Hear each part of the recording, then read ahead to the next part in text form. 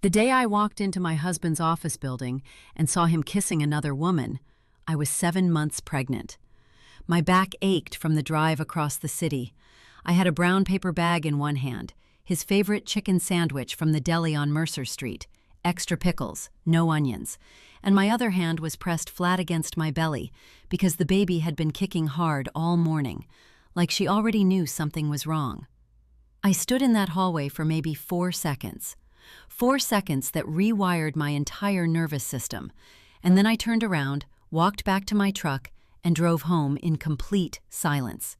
He had no idea I'd been there, and I made sure it stayed that way. But let me back up, because this story didn't start in February. It started 23 years ago, in a parking lot outside a bar in the South Loop, when a man named Derek Callahan told me I was the most capable woman he'd ever met, and I was stupid enough to believe that was love. I was 31 years old when we got married. I know that sounds late to some people, but I'd spent my 20s building something. I had my own auto shop by the time I was 28, a real one, not a side hustle out of somebody's garage. Callahan's Custom and Repair, which, yes, I named after myself, not after him, even though we shared the last name by then. I'd bought the property on West Pershing Road with a small business loan and my own savings, and I had 4 bays, 2 full-time mechanics, and a reputation for being the only shop in the South Side that didn't try to talk women into repairs they didn't need. I was good at what I did. I still am. I'm 54 years old, and I can still diagnose a transmission problem by sound alone. My knees don't love me the way they used to, and my hands are rough enough to sand drywall. But I built that shop from nothing, and I kept it running through a recession, a pandemic, and a husband who turned out to be something I never expected. Derek was a project manager for a commercial real estate firm. He dressed well, talked smoothly, remembered everyone's name at a party. When we first got together, I thought his charm was genuine. He had this way of making you feel like the most important person in the room. I found out later that was just a skill, not a feeling. There's a difference. We had a good life, or what looked like one from the outside. Our house was a 3-bedroom brick 2-flat in Bridgeport that I'd bought before we married and eventually converted into a single-family home after a long argument with the city about permits. Derek handled the finances, our joint accounts, the mortgage, the investments, because he said numbers were his thing, and I had enough to manage at the shop. I trusted him. 23 years is a long time to trust somebody. It's long enough that you stop double-checking things. You stop reading the fine print. I should have kept reading. The first crack I noticed, the very first one, wasn't Derek. It was my stepfather, Randall. Randall Pruitt had been in my life since I was 9 years old. My mother married him when I was in 3rd grade, and he'd been a fixture ever since, the way a water stain on the ceiling is a fixture. Always there, always slightly wrong, never quite bad enough to do something about. He wasn't cruel, exactly. He was calculating. He was the kind of man who kept score of every favor he'd ever done for you and presented the bill at the worst possible moment. My mother passed away 4 years into my marriage to Derek, which would have been about 19 years ago. She left a small estate, nothing dramatic, the house she and Randall had shared in Evanston, some savings, a few pieces of jewelry that had belonged to her mother. By the terms of her will, the Evanston house was to pass to me and my younger brother Corey in equal shares, with Randall retaining the right to live there until his death or remarriage, at which point we could sell. It seemed simple enough. We all signed the paperwork, or at least, I thought we did. I didn't think about that house again for almost 15 years. Corey moved to Portland and started a family. Randall stayed in Evanston, got older, became slightly more difficult every Christmas, and otherwise existed at the edge of my awareness. Derek and I settled into the long middle part of a marriage, not thrilling, not terrible, just the daily grind of 2 people sharing a mortgage and a refrigerator and a set of expectations that had calcified over time. But then I got pregnant.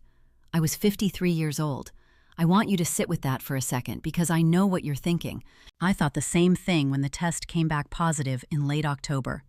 We'd stopped using protection years ago because my doctor had said it was unlikely, and we hadn't been trying, and I'd mostly made peace with the fact that it wasn't going to happen, And then it happened. A complete, genuine medical surprise. Derek's reaction was not what I hoped for. He didn't look joyful. He looked like a man who'd just been handed a bill he didn't expect. He recovered quickly, smiled, hugged me, said all the right things, but I'd been watching that man's face for 23 years, and I knew the difference between a real smile and a performance. I told myself I was being paranoid. I was 53, newly pregnant, and running on 4 hours of sleep because the nausea had started almost immediately. I wasn't in the best headspace to read emotional nuance, so I let it go.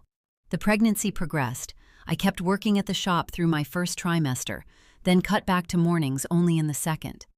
My mechanics, Tomas and a younger guy named Price, who'd been with me for 2 years, covered the afternoon slots without complaint. My OB, doctor, Wynne, called mine a geriatric pregnancy, which is the medical term and which I will never forgive her for, even though I understand it's not personal. Derek was attentive enough during those months. He came to most of the appointments. He assembled the crib in the 3rd bedroom. He drove me to the hospital twice for false alarm contractions in December, both times without complaint. On the surface, everything looked fine, but he was coming home late, not every night, maybe 2 or 3 times a week, always with an explanation. A client dinner, a project deadline, traffic on the Dan Ryan. I didn't push back because I was exhausted and because I'd spent 23 years not pushing back on the small things, and I didn't have the energy to change that habit at 7 months pregnant. The morning of the day everything changed was a Tuesday in February. One of those ugly Chicago February days where the sidewalks are gray and wet, the sky is the color of old concrete, and the cold gets into your joints and just sits there. I'd had a decent night's sleep for once. The baby was calm. I felt almost human. And Derek had left his lunch on the counter. I could see the post-it note he'd written himself, still stuck to the handle of the refrigerator. Lunch, don't forget. He'd forgotten it anyway. I called his cell, straight to voicemail. I called his office number, and his assistant, a young woman named Petra, told me he was in a meeting but she could pass a message. I said don't bother. I'd just swing by and drop it off. It wasn't far. His firm had offices in the West Loop, maybe 15 minutes from the house in light traffic. I put on my coat. I picked up the bag. I drove. The building was one of those glass and steel towers on South Wacker. I'd been there maybe a dozen times over the years. Holiday parties, the occasional lunch drop-off. Once when Derek had forgotten his laptop bag before an important presentation. The security desk knew me. The guy at the front, Marcus, I think, he'd been there for years, gave me a little wave and pointed me toward the elevators. Derek's firm was on the 14th floor.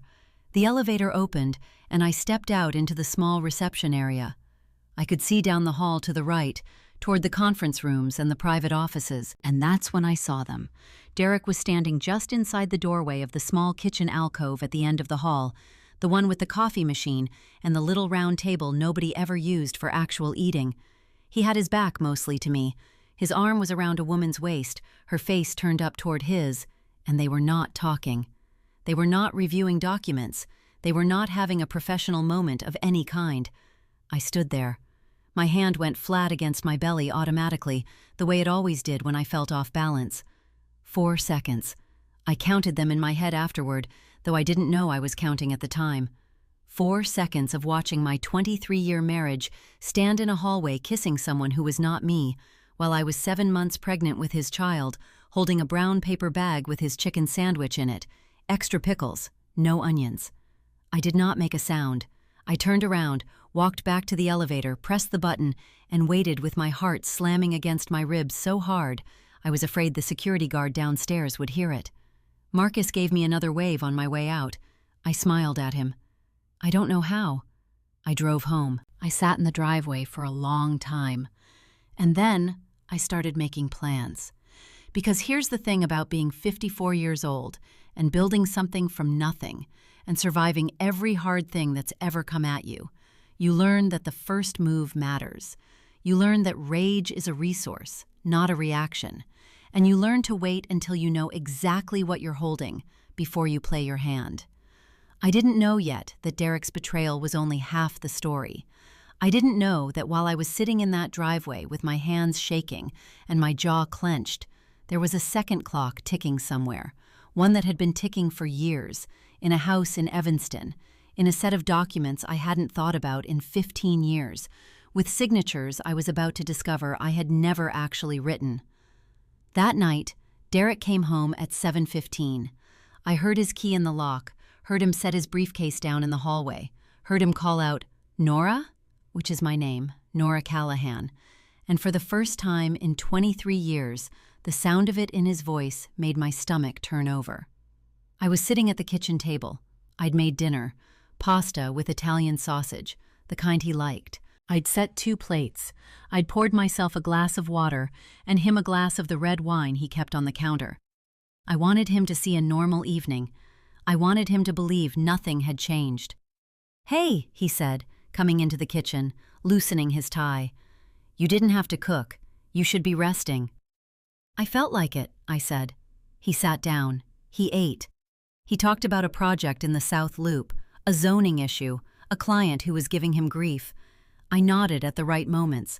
I asked a question or two. I watched his face the entire time, cataloging every micro-expression, every pause, every place where his eyes moved when he said certain words. 23 years of watching that face. I knew every tell he had, and there were more of them than I'd ever let myself acknowledge before. He went to bed at 10. I sat in the kitchen until midnight. The thing about making plans is that you need information before you can make good ones. Rage without information is just noise. I'd spent my whole career diagnosing problems I couldn't see yet, listening for the knock in the engine, smelling for the burn in the electrical system, knowing that the symptom you see is almost never the only problem. Derek kissing a woman in his office kitchen was a symptom. I needed to understand what was underneath it. I started with the finances. Derek handled our money. He always had. I'd been comfortable with that because I was busy running the shop, and because, honestly, I'd trusted him the way you trust the structure of a house you've lived in for decades. You stop checking the foundation because it's always been there, and you have other things to do. That was my mistake, and I own it. But I was done making it. I had access to our joint checking account through the bank app. I'd always had access. I just hadn't looked closely in years. I looked now. I sat at the kitchen table with my reading glasses on and my phone in my hand, and I scrolled back through 6 months of transactions, and what I saw made the pasta in my stomach feel like wet concrete. There were regular transfers out, every 2 weeks, sometimes every 10 days, to an account I didn't recognize. Not huge amounts individually, 300 here, 450 there, once a flat 1,000. But when I added them up over 6 months, they came to just over $11,000. $11,000. Gone.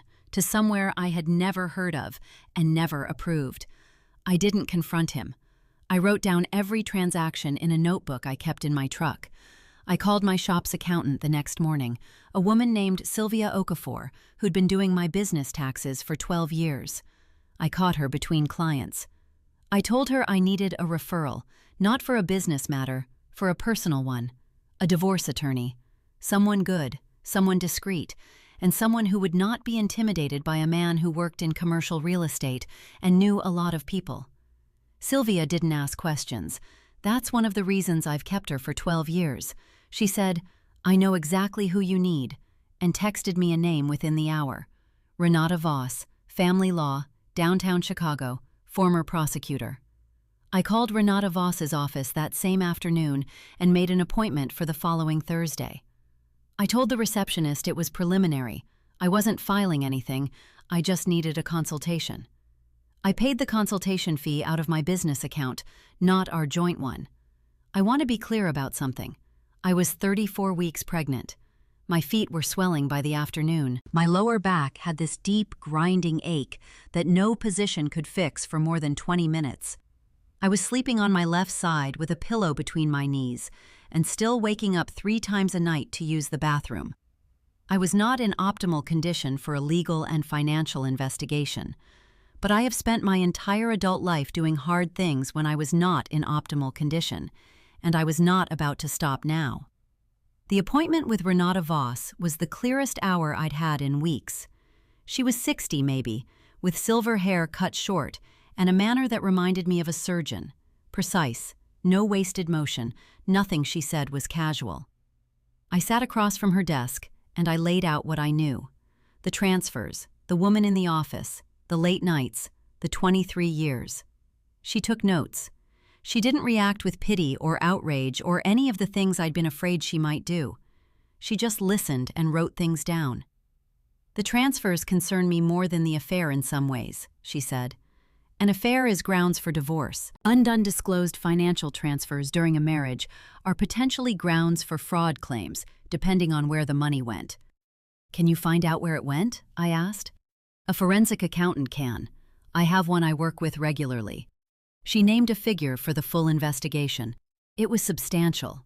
I didn't flinch. Also, she said, setting her pen down, you mentioned a property in Evanston, your mother's house. It should have passed to me and my brother after my stepfather's death or remarriage. That was the will. She looked at me in a way that I would later understand meant she was deciding how much to tell me in this first meeting. Have you ever confirmed that the probate on your mother's estate was completed correctly? I had not. I told her so. I'd like you to pull whatever documents you have, she said. The will, the probate records, anything you signed at the time. Do you have those? I thought about it. I had a file box in the shop's back office where I kept personal documents I didn't want in the house. I'd put things in there after my mother died, and I hadn't opened it since. I think so, I said. I'll look. I found the box that same evening, after closing time, when Tomas and Price had gone home, and I was alone in the back office with a flashlight and 19 years of dust. The box was labeled in my own handwriting. Mom, estate. Inside were the things you'd expect. A copy of the will, a letter from the attorney who'd handled probate, some correspondence with Randall about the process. And then there was something I didn't expect. There was a quitclaim deed, dated about 8 months after my mother's death, transferring the Evanston property, fully, without conditions, from the estate to Randall Pruitt alone. My name was on it as a signatory. My brother Corey's name was on it as a signatory. Neither of us had ever signed that document. I knew it the moment I looked at it, with the same certainty I know the sound of a failing water pump. My signature was close. It was close enough that I'd probably have accepted it if I'd been handed the page casually, without context, without reason to look carefully. But I'd been signing my name for 54 years, and there's a thing your hand does at the end of the letters that's yours and only yours, and this signature didn't do that thing. I sat on the concrete floor of my shop's back office with that deed in my hands and my baby kicking against my ribs, and I understood, finally, the full shape of what I was dealing with. Derek had been bleeding money out of our joint accounts. The woman in his office was not a one-time mistake. And Randall Pruitt, who had been in my life since I was 9 years old, and who I had never fully trusted, but never fully confronted. Randall had stolen a house that belonged to me and my brother, using documents that bore signatures neither of us had written. The question was when. The question was whether Derek knew. The question was whether any of this was connected, or whether I had simply been the kind of woman who trusted the wrong people in multiple directions simultaneously for decades without ever knowing it. I photographed every page in that box with my phone. Then I put the box back exactly where I'd found it, turned off the light, and drove home. Derek was already asleep when I got in. I stood in the hallway outside our bedroom for a moment, listening to him breathe, thinking about 23 years of a life I'd apparently been building on ground that was never as solid as I thought. Then I went to the kitchen, sat down at the table, and called Corey. It was almost 11 at night in Portland. He picked up on the third ring, sounding groggy. "Nora, everything okay? Is it the baby?" "The baby's fine," I said. "Corey, I need to ask you something, and I need you to think carefully before you answer. After Mom died, the house in Evanston, did you ever sign anything? Any deed, any transfer document, anything that had both our names on it?" There was a long silence on the line. "No," he said. I never signed anything like that. Randall told me the probate was still ongoing and that he'd let me know when there was something to sign. And then years went by and I assumed it had been handled. I never followed up. I know, I said. Neither did I. Another silence. Then, Nora, what did you find? I looked down at my hands on the table. My knuckles were white. The baby shifted, a slow roll under my ribs, and I pressed my palm flat against my side. I found a forged deed, I said, and that's only the beginning. Corey flew in from Portland 4 days later. He didn't tell Randall he was coming. That was my first instruction to him, and he followed it without argument, which told me he understood the gravity of what we were dealing with in a way that didn't require explanation. He showed up at the shop on a Thursday morning, thinner than I remembered, his hair more gray than brown now. He was 50 years old. My little brother, 50 years old, standing in the doorway of my back office, looking at the photocopies I'd spread across the desk like evidence at a crime scene, because that's exactly what they were. "That's not my signature," he said. He said it quietly, almost like he was talking to himself. He picked up the quitclaim deed and held it under the desk lamp. "Nora, that's not even close to my signature." "I know," I said. "How long has he had that house?"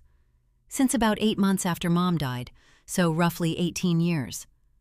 Corey set the document down carefully, like it might bite him. He sat in the chair across from me and was quiet for a long moment. "What do we do?" "We already started," I said. "I have an attorney. She has a forensic document examiner, and I need you to give a statement saying you never signed that deed." He nodded. "Wherever, whenever.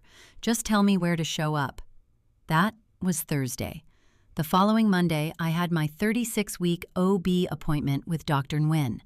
She checked the baby's position, head down, engaged, ready, and told me I should expect to go into labor within the next 2 to 3 weeks, possibly sooner given my age and the baby's size. She said it with the calm efficiency that I'd come to appreciate about her, even if I still hadn't forgiven her for the geriatric pregnancy comment. I drove myself home, stopped at the pharmacy for the prenatal vitamins I'd run out of, and sat in the parking lot for 10 minutes, doing the kind of breathing that wasn't about the baby. I had a window, maybe 2 weeks, maybe 3, before everything else would have to stop being the priority. I called Renata Voss from the parking lot. "I need to move faster," I told her. "How much faster?" "The baby could come any day. I want everything filed and in motion before I'm in a hospital bed." She was quiet for exactly 2 seconds. "I'll have the divorce petition ready to file by Friday. The forensic accountant has already flagged 17 months of irregular transfers from your joint account. Total comes to just over $63,000. The number landed on me like a wrench dropped from a height. 63,000, not 11,000, 63. "I only found 6 months of records," I said. He went back further. "The transfers started 17 months ago. They were smaller at first, under $200, which is why they didn't stand out." I sat with that for a moment. 17 months. The baby was conceived in late October, which meant Derek had been moving money out of our accounts for at least 5 months before he even knew I was pregnant. This wasn't a reaction to the pregnancy. This was a plan that had been running long before it. "Where did the money go?" I asked. "A joint account," she said, held in his name and the name of a woman named Celeste Ogundimu. "She's a project coordinator at his firm. They opened it 20 months ago." I wrote the name down in my notebook. Celeste Ogundimu. I didn't know her. I'd never heard Derek mention her. She had been a part of his life for almost 2 years, and I'd had no idea she existed. "File on Friday," I said. That same week, Renata had also connected Corey and me with a real estate attorney who specialized in deed fraud, a man named Gilbert Park, compact and methodical, who reviewed the quitclaim deed and the supporting documents and told us, without any drama at all, that what we were looking at was textbook forgery. He had Randall served with a civil complaint the same day Renata filed the divorce petition. I didn't tell Derek any of it was coming. He came home that Friday evening to an empty house. Not empty the way you might imagine, not stripped, not chaotic. I'd been planning this for weeks, and I did it the way I do everything, methodically, without wasted motion. I had arranged to stay with my mechanic Tomas and his wife Delia, who had a spare room and who had known me for 11 years, and who, when I called and explained the situation in about 4 sentences, said, "Come whenever, the room's yours."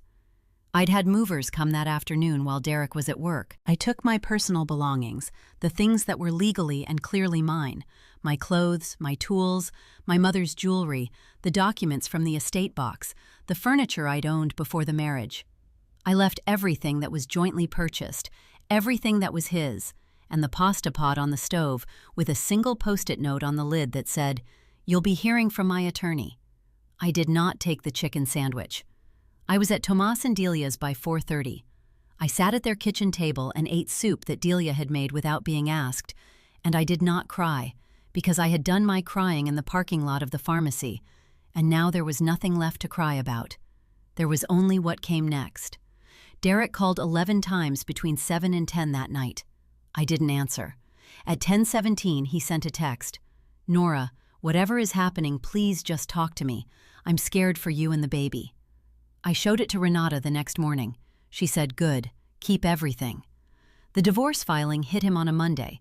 The service of process for the deed fraud suit hit Randall on a Tuesday. I found out later, Corey told me, because he'd driven out to Evanston to watch from the street, which I had not authorized but also could not be angry about, that Randall had stood in his doorway reading the papers for a long time and then had gone back inside without a word. I had my baby on a Wednesday.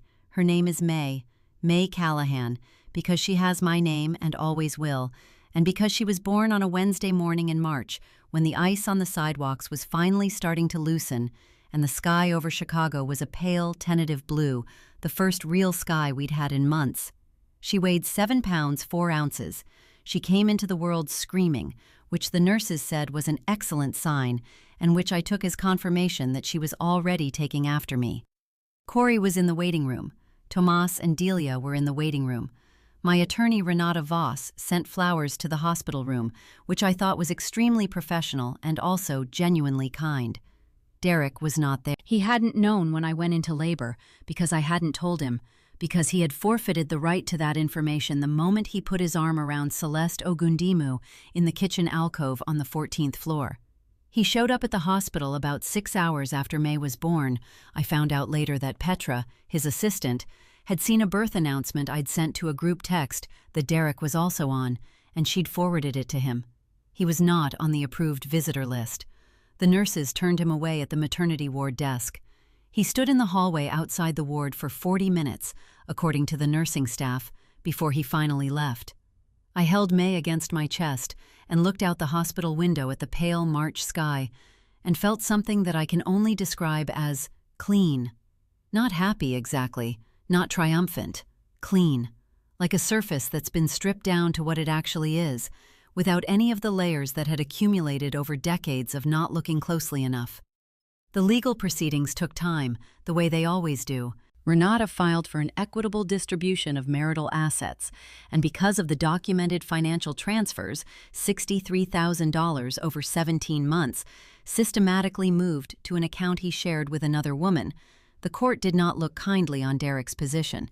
He hired a downtown attorney, a man named Prescott, who was polished and expensive, and who Renata described to me as good but not better than the evidence. The forensic accountant's report was comprehensive. The bank records were clear. The timeline was damning. Derek's attorney tried to argue that the transfers had been for legitimate investment purposes. The forensic accountant showed that the account had been used to pay for 2 airline tickets to Cancun, a hotel in Nashville for 4 nights, and several $1,000s in jewelry purchases from a store on the Magnificent Mile. None of these were investments in any sense that held up in a Chicago courtroom. The settlement, when it came, gave me the house in Bridgeport, which I'd bought before the marriage and which was in my name alone, though Derek's attorney had tried to argue for a share of the appreciated value. They got nothing on that front. I also received a judgment for the $63,000 in transferred funds, plus interest and legal fees, which brought the total closer to $78,000. The shop had always been mine. My retirement accounts, funded primarily through the business, were mine. Derek walked away with his car, his personal accounts, and his 401k, which was the only thing in his name that the court had no grounds to touch. He also walked away with Celeste Ogundimu, which I understand lasted about 14 months before she ended the relationship. I know this because Petra told me, at the school pickup line for May's preschool, years later. Petra had also left the firm by then. She said she'd never liked how Derek treated the support staff. I told her I wished I'd known that 23 years ago. She said she wished she'd said something. The deed fraud case took longer. Randall hired a criminal defense attorney and initially denied everything, which was a bold strategy given that the forensic document examiner had matched the typeface on the quitclaim deed to a specific model of printer that Randall had owned. We found the printer in his basement during the civil discovery process. His attorney eventually negotiated a settlement. Randall agreed to transfer the Evanston property to Corey and me in exchange for a reduced civil judgment and the county DA's agreement not to pursue felony forgery charges, given his age and the civil resolution. He was 77 by then. The house needed work: the roof, the water heater, a bathroom that hadn't been updated since before my mother died. Corey and I had it assessed and listed it with a realtor named Sandra Holbrook, who sold it in 11 days for $46,000 more than the listing price. We split the proceeds down the middle. Corey used his half to pay off his mortgage in Portland. I put mine in a college account for May. I still don't know if Derek knew about the forged deed. I've thought about it. I've turned it over in my mind more times than I can count, in the way you do with a problem you can't fully diagnose. The timing is suspicious. Randall and Derek had met at family gatherings over the years, had the kind of cordial relationship that men who share a table at Thanksgiving sometimes develop. But I never found direct evidence of coordination. Renata said the absence of evidence wasn't the same as innocence, but it also wasn't enough to pursue. I made peace with not knowing, which is its own kind of hard thing to do, and which I've gotten better at over time. May is 4 years old now. She has Derek's coloring, dark hair, gray eyes, and my temperament, which means she is stubborn and observant and has very strong opinions about how things should be done. She already knows the difference between a flathead and a Phillips screwdriver. She sits on a stool in the shop on Saturday mornings while Tomas pretends to explain things to her, and she asks questions that are more specific than they have any right to be from a 4-year-old. Price says she's going to run the place someday. I don't argue with him. I am 58 years old. My knees still don't love me. My hands are still rough. The shop is still on West Pershing Road, still has 4 bays, still has a reputation for not talking women into repairs they don't need. I wake up every morning in the house in Bridgeport, my house, the one I bought before any of this, the one that was always mine, and I make coffee, and I listen to May breathe through the baby monitor I still haven't taken down, even though she's been in her own room for 2 years. Because some habits are harder to break than others, and this one I don't actually want to break. I think about what I would tell my 53-year-old self, the one standing in that driveway with her hands shaking and her jaw clenched, and a brown paper bag full of a chicken sandwich she never delivered. I'd tell her, don't say a word, don't react, don't give him the satisfaction of watching you fall apart. Go home, open the files, call your accountant,